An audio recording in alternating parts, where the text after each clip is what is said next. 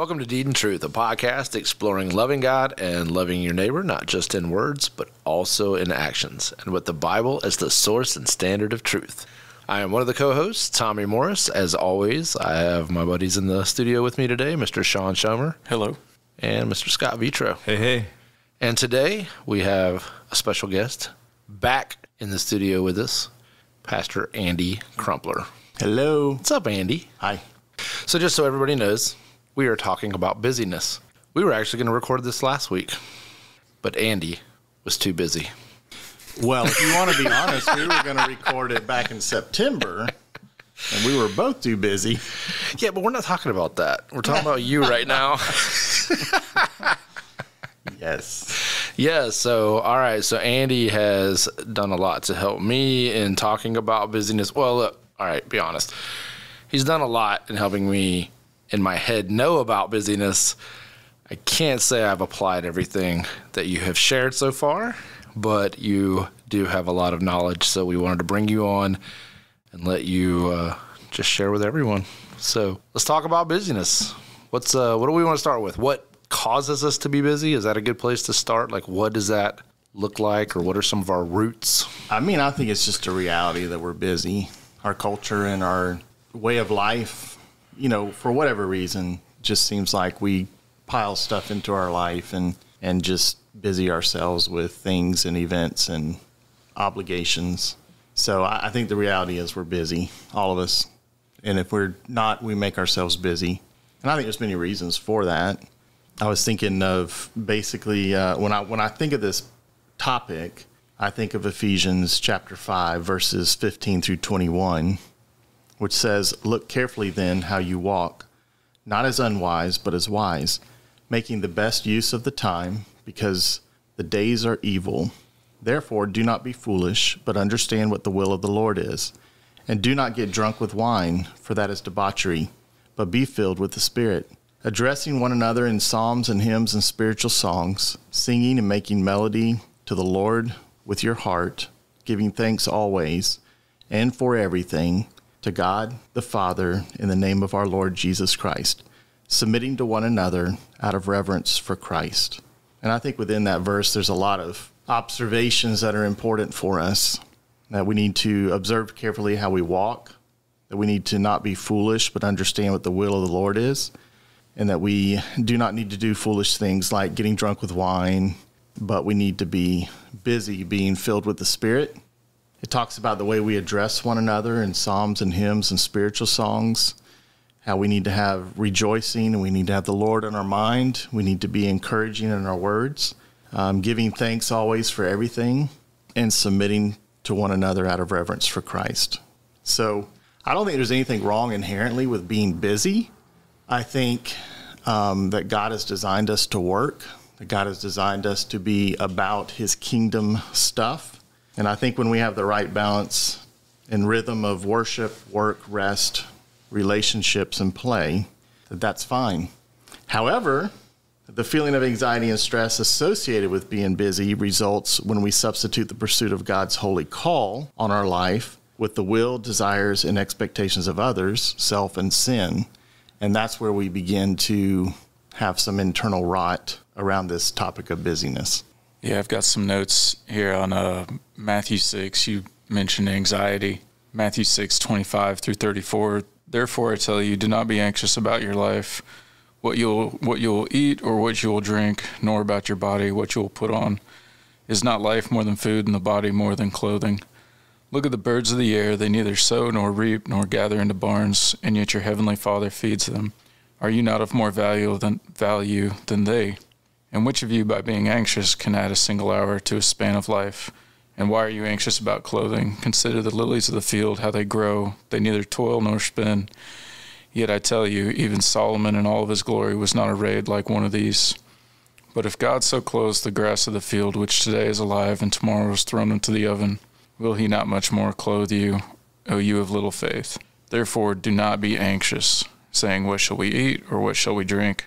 What shall we wear? For the Gentiles seek after all these things, and your heavenly Father knows that you need them all. But seek first the kingdom of God and his righteousness, and all these things will be added to you.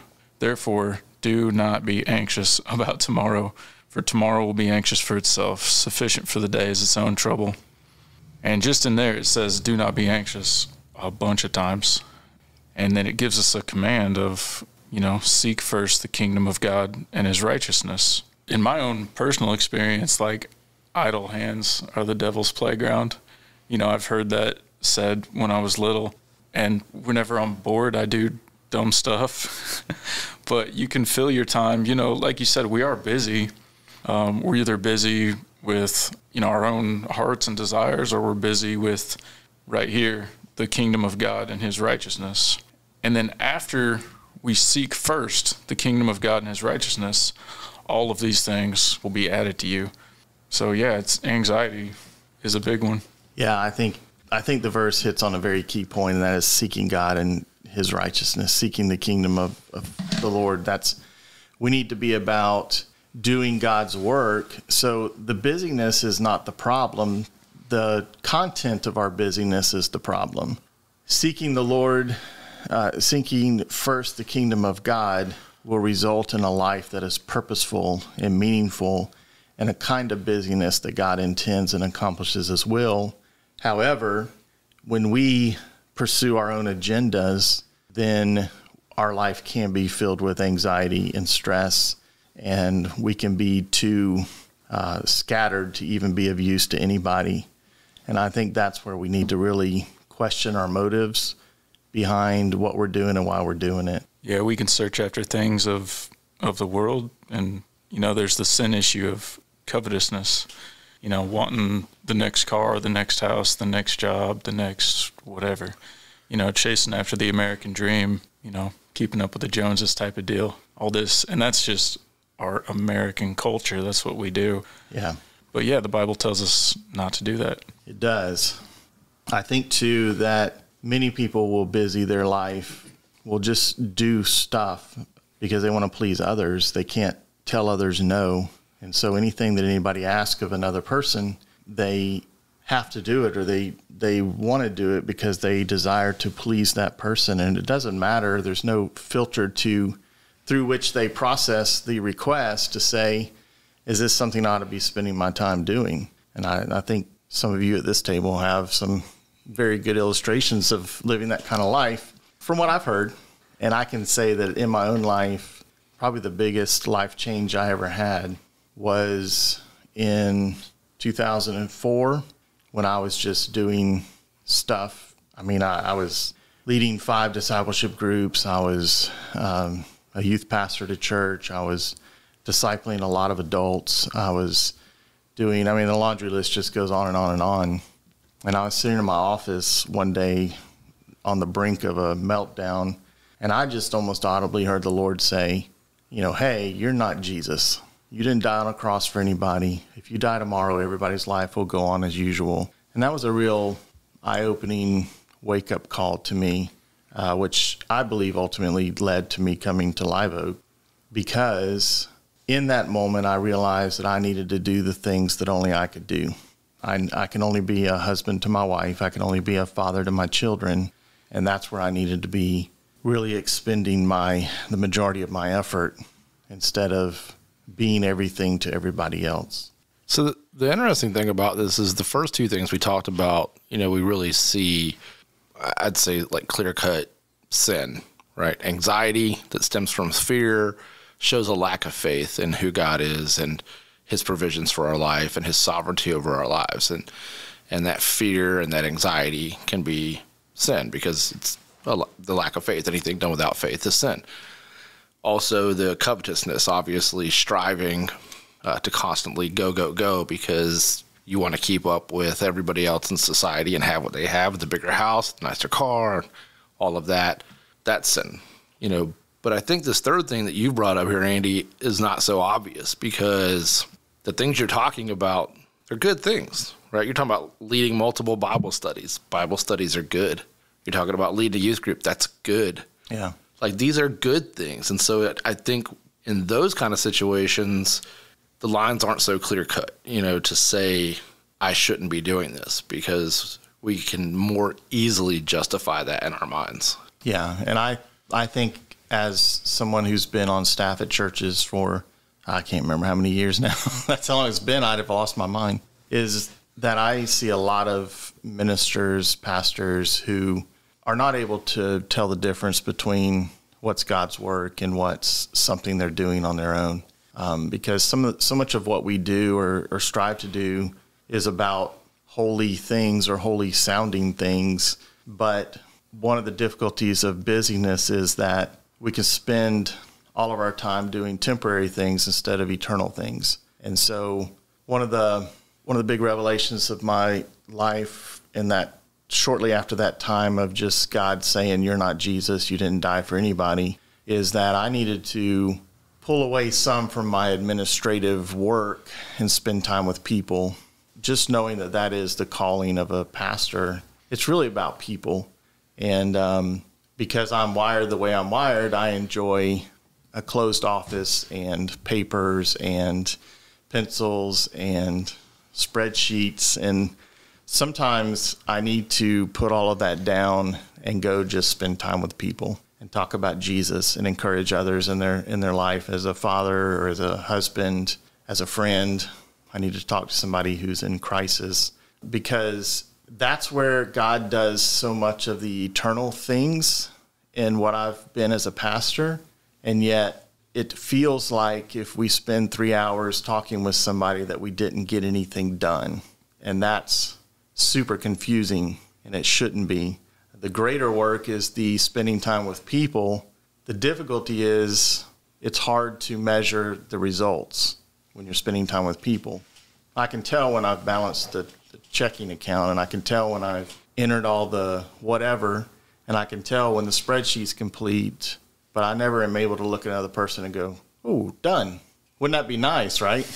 So I think even at the small levels, we have to evaluate, is our busyness about temporary things or is it about eternal things? And when our work is for God and the church, it can become even more confusing. Well, we faced that in the summer, I'd say, when we went to Zambia, because there kept being the question, well, what are we going to do? When most people think about mission trips, right, it's that we're going to build a school, we're going to build a well, we're going to teach, like, whatever. It's very task-oriented, measurable goals. Right. And we were told by the walkers, we need you to just be here, give the staff some relief, teach some of the classes, spend time with the staff, minister to them, minister to the kids. And it was like, that's not quantifiable.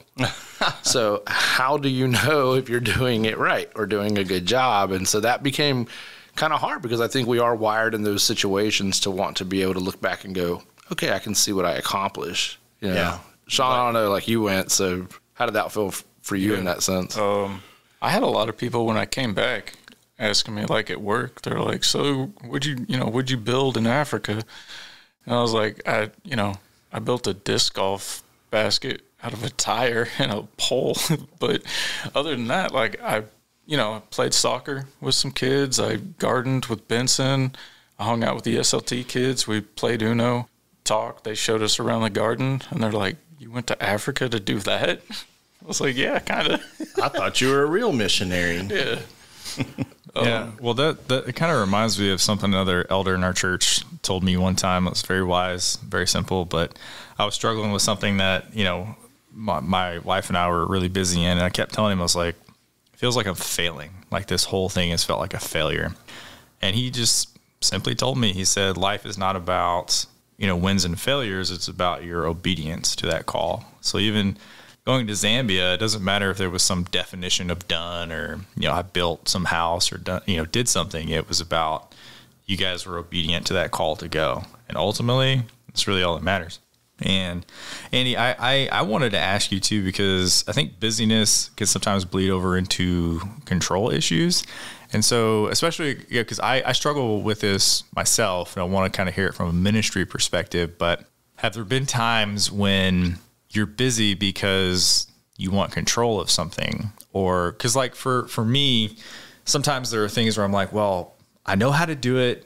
I do it the best, so I just need to take care of it instead of taking the time to stop to train someone else or let them use their gifts, talents, and abilities to maybe help, do something in ministry or something. But at the end of the day, whenever I think about it, I'm like, oh, I have control issues. Like, I don't want to let this go because like my definition of the standard of what it should be is this. And I don't think somebody else is going to do it this way. Any thoughts on control? Well, I think we've probably spent enough time on the podcast for today. No, I mean, you've been reading my mail or what? That's very convicting. It's really pride. I do it better than everybody else. I am the only one that can do it. And truthfully, you are the only one that can do it the way you think about it.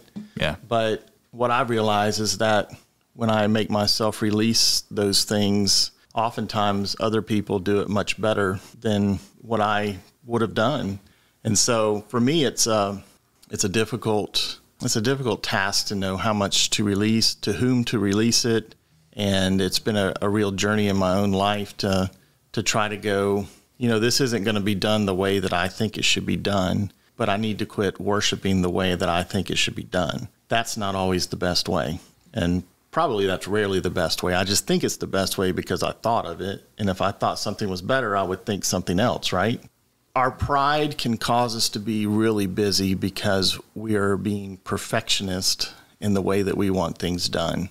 And I struggle with that big time. Pat always jokes with, hey, the way we get things done around here is we just go to Andy and we go, hey, have you ever thought about, what kind of cameras should we get for the sound booth?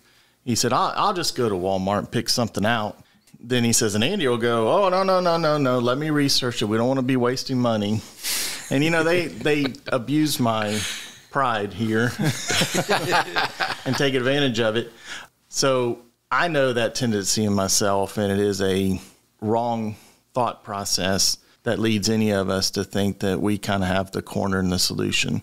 Yeah, sometimes we ask people to do stuff, they won't do it as well as we would have done it. Sometimes they do it better. But in the end, we have freed up time to do things that are eternal instead of the temporal things that other people can do. And so that's a win situation regardless. Yeah, no, I appreciate that because I struggle with that too. So we've touched on this a little bit, but I kind of like your thoughts because there's the ministry perspective, then there's just everybody's everyday perspective. So a lot of times in ministry, you'll see people who become so busy that they end up neglecting their family essentially or leaving them behind. And I've seen that in multiple churches, and I think it's just a result of our culture and everything we've talked about. But when have been times in your life, or I guess how has God, corrected that course for you? And I mean, not just for you, but people who aren't in ministry either, because I've found that, I've done that in my own life too, where I, for whatever reason, I'm just really busy, and it's so busy that I end up neglecting my spiritual duties as a husband and father to lead my family, and just advice to people in general about how to, contain that. Or when do you know enough's enough and I need to back away? I mean, I think it's a really good question. It's a difficult thing to know, but for my own personal life, I know those things when I'm in the Word of God, and He's correcting my wrong thought process, when He's convicting me of my pride of thinking my way is always right, when He's convicting me of the ways I'm trying to please people instead of please Him, that I'm living for my own glory instead of for the glory of God, that I'm trying to gain applause for myself. We have to be very, very sensitive to those things. The other biggie, I think, is that sometimes we become really busy because of our own internal sins, because it's hard for us to sit and reflect on our sinful heart. So we just busy ourselves with tasks so that we don't have to sit still. And we run until we drop asleep at night. Then we get up and start immediately running again. It gives us no time in God's Word. It gives us no time in prayer. It gives us no time in the lives of the people that know us best. And we tend to run from the relationships that best know us when we are struggling with sin because we don't want the accountability that brings.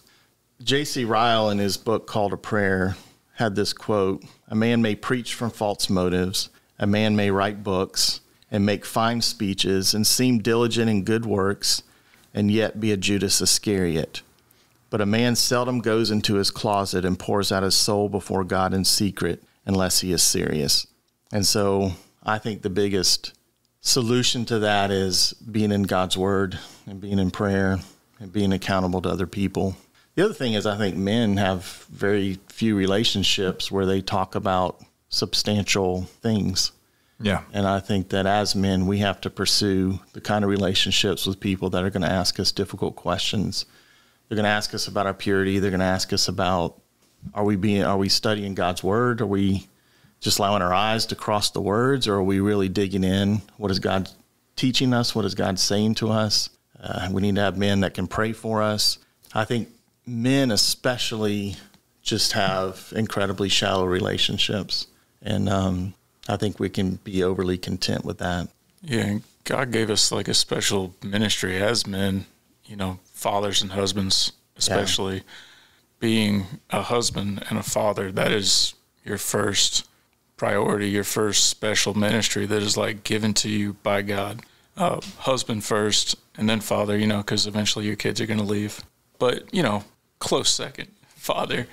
But that's a special ministry, and we can fill up our time with all these other things, these other ministries that we feel called to. But if we're lacking in those two, then really we should pull back, you know, and that's where we need to, you know, have a wife that can like call us out and be like, hey man, I feel neglected, you know, I feel like you're neglecting the kids. You're, you know, spending too much time disc golfing or whatever.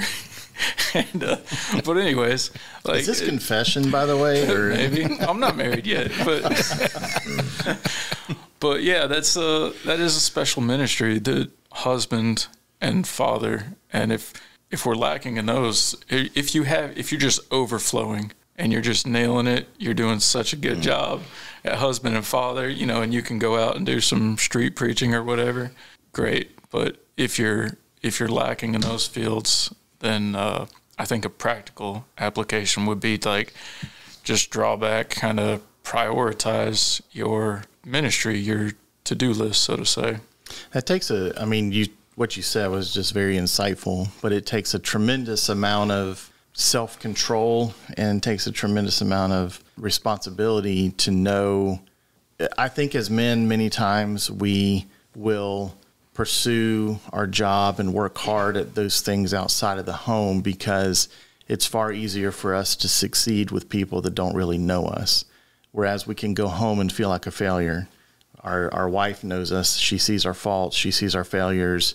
Our kids know us. And so often many men I speak to feel like a failure at home, and it pushes them to, quote, busy their lives with all of the outside things that they do, because it's far easier to succeed with people that don't know you. Yeah. And then getting that, you know, instant gratification at work, you know, getting a job done, you know. Getting a raise, getting a promotion. All that stuff. Yep. So that's good. And then when you're at home, you know, you may not be getting that gratification, you know, but that's where the hard work really needs to be put in. Yeah, and I like how you said, like, starting with the word. Like, that's a good principle application, starting with the word.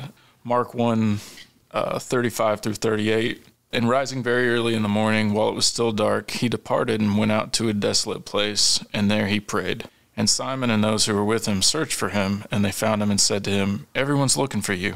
And he said to them, "Let us go unto the next towns, that I may preach there also, for that is why I came out." And he went throughout all Galilee, preaching in their synagogues and casting out demons. So we see Jesus getting up early, going to be alone, praying, and then, you know, Simon came and was like, "We were looking for you." And then Jesus says, "Let us go to the next towns, that I may preach there also, for that is why I came out." He came out to be alone, to pray, to commune with his heavenly Father, and then he had clarity on where to go from there. So, yeah, starting in prayer and God's word. I mean, that's, you know, we all know that answer. You know, whenever questions arrive, it's like, oh yeah, we need to pray, we need to be in the word.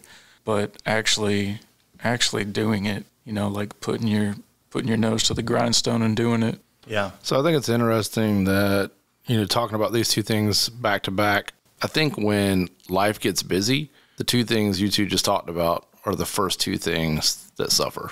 I think our relationship with God, our personal prayer time, time in the scripture can be one of the quickest things sacrificed. And I think our quality time with our families gets impacted. I think right out of the gate, which Satan would love, 2 areas to definitely attack in.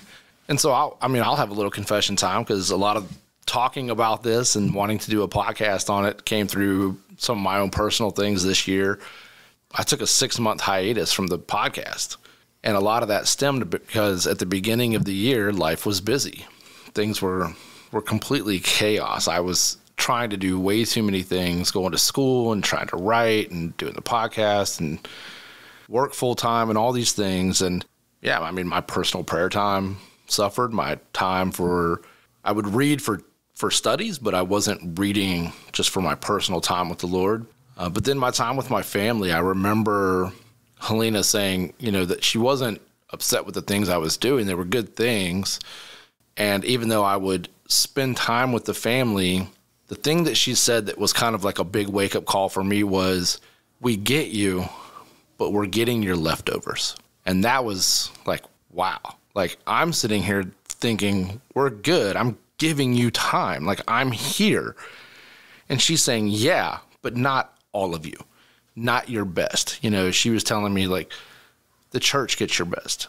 Work gets your best. Your friends get your best. Everything else gets your best. And then you come home and we get the tired, worn out, beat down husband and father. And we get your leftovers. And that was just a moment where it's like, something's got to change. And I think around that time is, Andy, when you and I first started talking about this, and you started giving me some godly counsel on it. And that was where the podcast took a 6-month break, and, I withdrew from school and made some other changes. And, I'd say I'm still not all there, but definitely learned a lot over the last 6 months, and some much needed changes to try to right that ship. Yeah, I think you hit on a very important point of our busyness sometimes can stem from our thought that we are more important than we are. And, if you think of all of the things that we busy ourselves with on a daily basis, which of those things would go on if we cease to exist, and which would be dramatically altered? And I think that that's a good guide for us to know where to invest our time, because your work would just go out and hire somebody, but your wife would be devastated.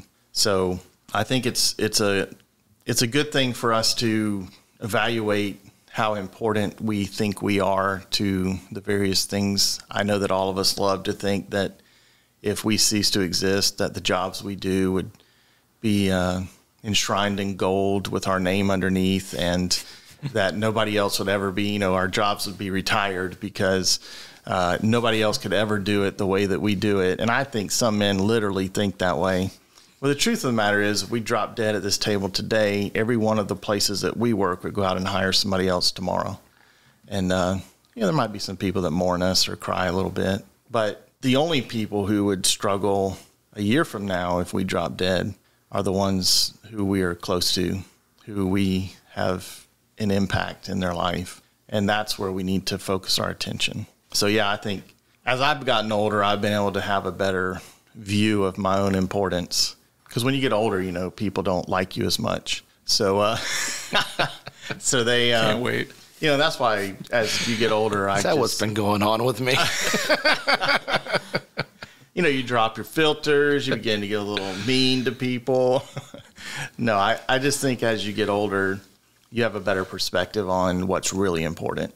As you're thinking about the end of your career, instead of thinking about what's the next level of your career, and you're thinking about where you want to retire instead of the places that are acceptable to live and make a living, when your kids are leaving the home instead of coming into the home through birth and adoption, you begin to get a better perspective on the things that are really important, because some of the chaos has just ceased in your mind and in your life, and you're able to think through, here are the things that are very important. Probably all of us have heard the saying, nobody on their deathbed wished they would have worked more hours. Yeah. They always have a better perspective. As we think through busyness, I really just have 4 things that, to me, have moved me forward in some of these areas. Certainly haven't conquered this idea of busyness, but I've got some pretty good thoughts on it that I'm learning to live by slowly. Baby steps. Baby steps, yes. And I think we've actually probably hit on most of these, if not all of them. The first one for me was to realize we're not Jesus. And as I shared with you from my own life, that conviction that I didn't die on a cross for anybody, and I'm not so important that I need to be doing all the things that I'm doing. And Tommy referenced the book Crazy Busy by Kevin DeYoung, which was a very influential book in my own life. But he says in there this quote, Jesus didn't meet every need. He left people waiting in line to be healed. He left one town to preach to another. He hid away to pray. He got tired. He never interacted with the vast majority of people on the planet. He spent 30 years in training and only 3 years in ministry. He did not try to do it all, and yet he did everything God asked him to do. And I think if we make it our prayer, God, I want to do everything that you have asked me to do, that it can help us to focus our vision a lot on what's important and how we need to be spending our time. I like how you referenced, Jesus went away to pray. Yeah. The introvert in me, of course, loves that. Don't you find some real satisfaction? Yeah, and I really do. Yeah. I really do. So I got and I'm not going to quote them all, but Luke 4:42, Luke 5:15, Luke 6:12, Matthew 14:13, and Mark 1:9 through 12 is all where Jesus departed to pray. There were hordes of people, wanting to be healed and follow him and be taught and all this, and he just hopped in a boat and paddled across, to be alone. He climbed a mountain to be alone, and people still came and found him, but he made time to leave the noise behind and be alone. And kind of, we can think of in a practical way in the world, like just leave the noise behind, clear your head, kind of just refocus, your mind, your soul, pray, stay in the Word, and then go back to your to-do list. You can attack it. You can go do that. And then I love the fact he was a bit introverted and sarcastic. If we could have just had a fat Jesus, that would have been the trifecta. Yeah, he even said, he's like, how long do I have to be around you people? And then he went up a mountain just to be alone. I know 3/4 of us appreciate that. Yeah, exactly. Yeah, we said we were going to get like a introvert line of shirts made or something that just have those verses on them, just in honor of the introverts. Drew. Yeah, it's so weird. I tend to get outnumbered here. You'll join us one day. But yeah, then Psalm people 46. always try to win us over. I didn't know. Wait a minute. Please help me understand. How do you join an introvert club? By not coming? The first rule of introvert club is don't show up. If you have to ask, you wouldn't. There's a reason there's no introvert club. You wouldn't get it. That's funny. All right, sorry. What else you got, man? Yeah, in the Psalms, it tells us to be still. Psalm 46, be still. So yeah, it's all just good stuff. Yeah, and that's really hard to do. So I kind of like your thoughts too, because I was thinking through just like our culture and then the Bible, and I feel like we kind of have like a double whammy that kind of pushes us to stay busy. So in our culture, typical American family, mom, dad both work, kids are in school 8 hours a day, sports right after, homework, so we're kind of conditioned to work all day and do these things, and then, eat dinner, hang out for a little bit, go to bed, rinse, repeat, go do some sort of entertainment on the weekend. So like in our American culture, statistically, we work the most overtime and we take the least vacation. So we just kind of are expected to burn out no matter what. And then on top of that, we have the Bible, which has like very clear guidance against slothfulness and laziness and things like that. So how much of that comes into our daily life? Like, do you think that our culture, plus that, like, is it like a hyper reaction to all that? Like, well, I don't want to be perceived as lazy in my culture or within the church, so I'm just going to make myself fill my time with whatever, kind of no matter what. Versus like what you just said, like, be still. And that's a really hard thing to do. I think it's kind of part of this like upside down kingdom. It's hard for us to be still, but also discern like, am I being lazy in this, or is there a purpose and a reason in this rest? Any thoughts on that? I think our sinful flesh is to be busy all the time. But I think the difference between sinfulness and a life that glorifies and honors God is our busyness. Is it about us or is it about Him? And I think with all of the technology we have today, that we can constantly busy ourselves without even going out of the house. We can, post stuff. We can read other people's lives. We can watch 24-hour news. It's just like there's the opportunity to have chaos 24 hours a day, and we've embraced that. I am shocked and disturbed by how much time people sit quietly with nothing in front of their eyes. It just doesn't happen. But yet it is in that time that we're able to reflect on who God is and who we are in light of who God is. And we are able to address a lot of things that are wrong with us as individuals. So there is all those pressures that push us in the wrong direction. And I think the solution to that is pausing, spending time with the Lord, finding the time to be quiet. All of us have the time to be quiet. I mean, I don't care how busy you are. Why are you looking at Tommy? My eyes are just going around the table here, guys. Yeah, that's right. It started you here. You just have to make time to be quiet. Yeah. I mean, you just prioritize it. You make time for, YouTube and all this other stuff, but do you make time to sit still? And there's so much mental stimulation. Like, we go to the gas pump, and now there's TVs on the gas pump. And like, do we have to have a screen in front of our face all the time? Like, pumping gas used to be peaceful. You sit there, you pump gas, and you just watch the numbers go up. And then you hang it up, and you get back in your car, and you drive away. And now there's a screen in front of it. Yeah, and before that, you used to tip people to put gas in for you. It was you actually got to have some human interaction. Yeah, some human interaction for sure. So, yeah.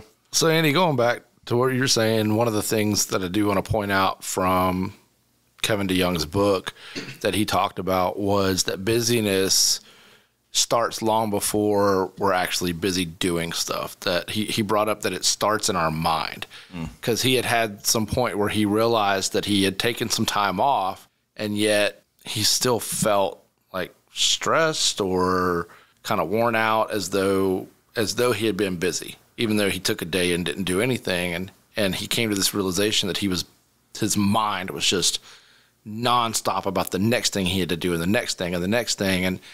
And so the busyness was starting in his mind before it ever even came to fruition in his actions, and so there is this thing about quieting our mind and having that peace before the Lord and bringing those thoughts captive. I think a lot of that, so practically speaking, a lot of that is if we could just have a notebook somewhere that we are emptying our mind onto. We all have the doctor's appointment in a week or so, I think, and the kids' stuff we got to do, and I got to pick up so-and-so. So we, in a way, we're all spinning these plates in our mind. Our capacity to think and to create and to be still is consumed with keeping those plates spinning. Whereas if we can just jot them down on a piece of paper that we review, and whether it's a calendar or a task list or whatever it is we're using, if we can just totally just pour it out there without much thought to how we're writing it or what we're saying and what we're writing, we get all those things out of our mind, and it creates a capacity then to think and to be still and to know that those things are captured somewhere that we can go back and review. We don't have to keep them at the forefront of our thought process. That has been a tremendous help in my own life, to be able to do that and just to empty my mind in that way, because then I'm able to have time to think and to study and to create without thinking about all those things. How many times do we sit down to pray and we begin to go, oh, I forgot I got to go do such and so today. Oh, I forgot I need to add this to a shopping list, or man, I still haven't got my wife a birthday present. We sit to pray and to be still before the Lord, and we are consumed with all the plates that are spinning in our head. Well, get that stuff out of your head and down on a piece of paper, and then you can find yourself with some capacity to think and to be still. And that's helped me a lot. Yeah, and that's a good practical application. Instead of feeling like you have to remember it, you know, all these things, we all have a mental to-do list. Instead of feeling like you have to remember it, you know, oh, what if I forget, whatever. When you physically put it on a piece of paper, you don't have to remember it. And it's weird how, like, your thoughts, it's spinning in your head, and then you write it down, and now your thoughts are not just spinning plates, like you said, they're actually physical representations of your to-do list. And then you have that list, and you have the freedom to forget that because you have that list that you can reference. Yeah. And also, it feels good to check stuff off your list. So, you know, you release a little oxytocin or whatever, and so you have your list, and then you check it off. Like, you know, whatever, go to a basketball game or whatever. That's the first thing that came to my mind. And then I went to 7 of them last week. Yeah, you physically, like, check that off. You're like, all right, you have this sense of, like, accomplishment, which us as Americans, you know, we want to check stuff off. So it's kind of like a win-win. You get it out of your head, and then you get a little like, hey, I did it, you know, like I checked it off. And then once it's out of your head, you're not anxious about your to-do list. You're not trying to remember it, and you can physically check it off and get like a little boost of like, hey, I did it. Yeah, it is a great way to combat anxiety. And I do that in my job too. I mean, I'm in the corporate business world, which I never thought I would be in, but you know, here we are.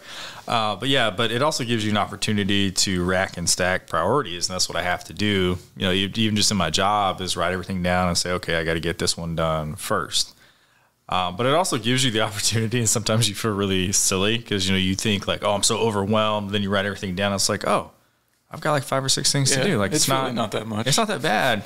And then you kind of run through like a separate checklist, kind of like what we did when we were going through, you know, James and the will of God and things like that. Is like, okay, is this thing glorifying God? Is it building those relationships? Is it, you know, an eternal mindset?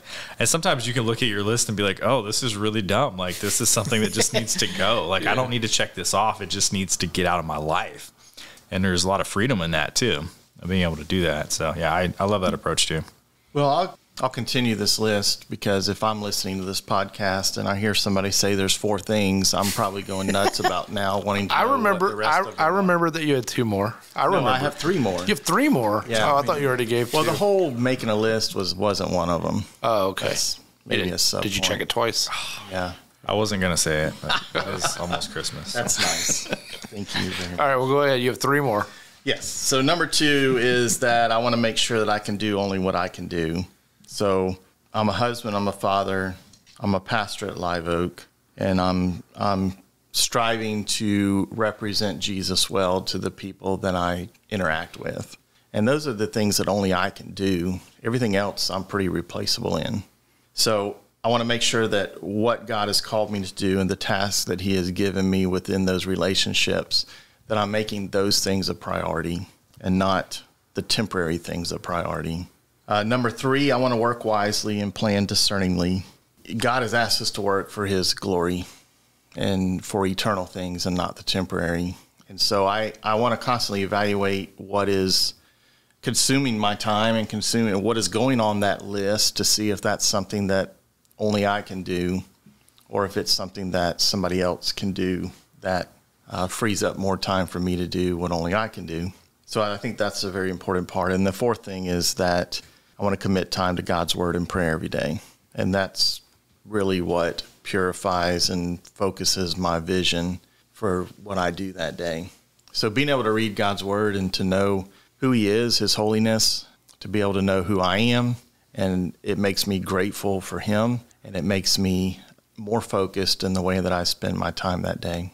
Yeah, and Jesus modeled that where he went out early, prayed, they came and looked for him, and he's like, all right, now we're going to go into this town. Yeah, yeah. And, you know, that prayer and being in God's word has a cumulative effect.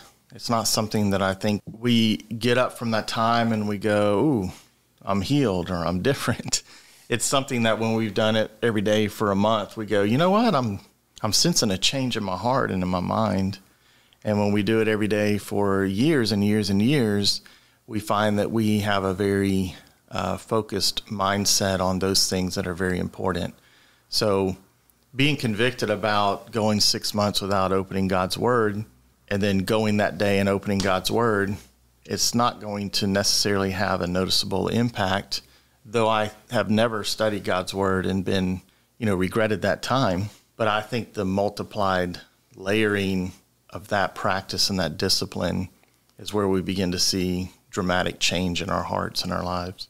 I also think it's in doing that we see the need to please God replace the need to please people. That's good. Well, any final thoughts from any of you gentlemen on the topic? Too busy. I can't think of anything else. You're already thinking about what you have to do after this? No, I mean, I am, but kind of in a different perspective. Like, okay, my wife's going out and celebrating some birthday stuff today, and I'm going to have an opportunity to, be with my kids all day. And it's a little overwhelming at first because there's 4 of them, but it's like, okay, those are big rocks in my life. I can go find something enriching to go do with them and just spend time with them, So I'm excited about that. Doesn't require a Bible study. You just need to go be Jesus with them. Just a lot of patience. Yeah. Plenty of snacks. So we'll be good. Are you not entertained? Nice. All right. Well, Andy, any closing thoughts or summaries? No, I think I pretty much used all my words, which was, 10,000? They say that too. Oh, that's do funny. they? Yeah, that's funny. I still have a whole day's worth left. Haven't caught up on your podcast yet, so. Would you guys like to borrow some words? I'm sure you do.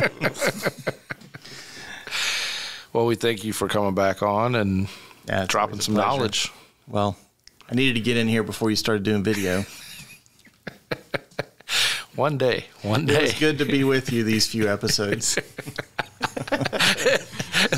Andy is officially retiring from the podcast as we look to do video in the future.